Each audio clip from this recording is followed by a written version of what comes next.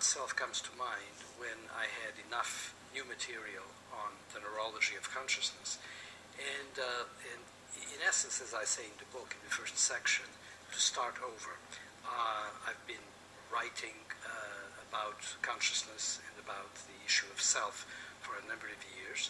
I have done quite a lot of research on it. But there are a number of things that I have said in the past, a number of formulations that I'm no longer happy with, or I was no longer happy with. And I was right not to be satisfied with what I had said before. And so it was a mixture of things that are new that I wanted to say and things that I wanted to revise on what I had said before. So those are the two main reasons. And there are a lot of aspects to consciousness in terms of the mechanisms that the brain uses to produce consciousness, to produce the self in particular, which is the central feature of consciousness, and a lot of things to say about the consequences for human beings of having consciousness the way we got to have at this point. And that's what I wanted to get out in Self Comes to Mind.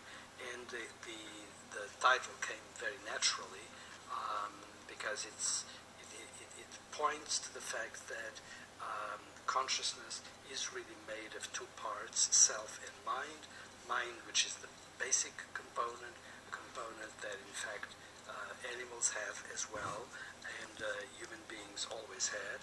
But self is something else that comes within the mind and that arrives within it, and once that happens, consciousness emerges.